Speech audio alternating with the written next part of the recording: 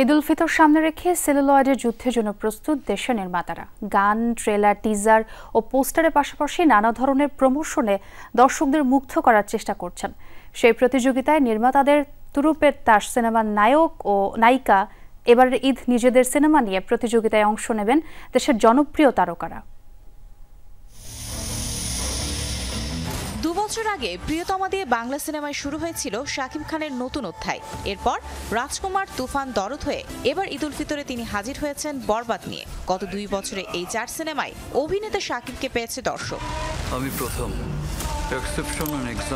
কথা ছিল এই ঈদে শাকিব খানের একটি সিনেমায় মুক্তি পাবে, তা ঘিরেই ছিল হল মালিকদের সব প্রস্তুতি। কিন্তু হঠাৎই মুক্তি মিছিলে যোগ হয়েছে শাকিব অভিনীত আরেক সিনেমা অন্তরাত্মা। করোনার জন্য সবকিছু বন্ধ ছিল, হল বন্ধ ছিল, ব্যবসা প্রতিষ্ঠান সব বন্ধ ছিল। তারপরে একটা রাজনৈতিক অস্থিরতা, সেই অস্থিরতার শিকার ছিলাম আমি। এমন পর্যায় থেকে আমার কাছে ছবিটা নেওয়ার প্রস্তাব করলো, তখন আমার মনে হয়েছে যে না, যেহেতু ছবিটা আমার কাছেই থাক, এই জন্যই আমি ছবিটা রিলিজ দিতে দেরি হয়েছে। ঈদে মুক্তিপ্রাপ্ত সিনেমার তালিকায় আছে শিহাব শাহীন পরিচালিত দাগি। ট্রেলারে ইতিমধ্যেই চমকে দিয়েছেন আফরান নিশো। ছোট পর্দার বড় এই তারকার এটি দ্বিতীয় সিনেমা। সিনেমার প্রথম ঝলকেই দর্শকের অনেকটা আগ্রহ বাড়িয়েছে দাগি।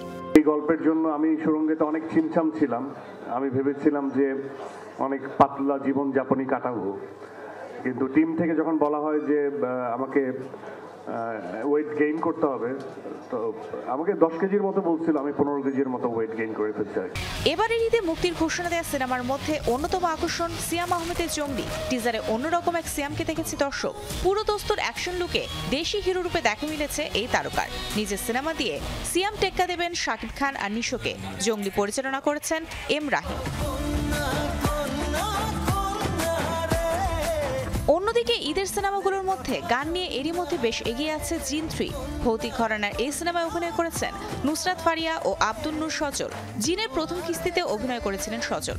অন্যদিকে জিন 3 দিয়ে জাজের সঙ্গে প্রায় 7 বছর পর আবারও কাজ করছেন ফারিয়া। আমার পাশে যিনি বসে আছেন উনি হচ্ছে মার্কেটিং মাস্টার আব্দুল আজিজ। অনেক গুণ আছে তার, বাট তার সবচেয়ে বড় গুণ হচ্ছে he is a marketing magician. উনি জানে কি করলে, কিভাবে করলে দর্শকের নজরে সেটা পড়বে। ছোট পর্দার আরেক তারকা মোশাররফ করিমকে এই ঈদে দেখা যাবে অনুদানের সিনেমা চক্কর 302-এ। সিনেমাটি পরিচালনা করেছেন শরাফ আহমেদ জীবন। প্রযোজকও তিনি। এই সিনেমার শুটিং আগেই শেষ হয়েছিল, তবে নির্মাতা চেয়েছিলেন সিনেমাটি ঈদে মুক্তি দিতে। সেই চিন্তা থেকেই ঈদ উল ফিতরে দেখা যাবে চক্কর 302। প্রথম এই কথাটা বলে আর আমরা তখন বলি তাহলে কে খুন করছে। অনেকে একসঙ্গে 6টি সিনেমাকে ঢালিউডের জন্য আত্মঘাতী সিদ্ধান্ত বলে মনে করছেন, কারণ দেশের সর্বসাকুল্যে ঈদে হল চালু থাকবে 150-র মতো। এত অল্প হলে 6 সিনেমার মুক্তি মুনাফার জন্য খুবই ঝুঁকিপূর্ণ।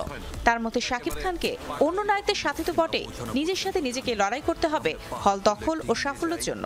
ফলাফল, এবারে ঈদ চ্যালেঞ্জের মধ্য দিয়ে যেতে হবে ঈদ সিনেমার তারকাদের। তোমায় লুকিয়ে রাখতে চাই। Mario Sen, Jamuna news, Dhaka. ভুলে যাস না।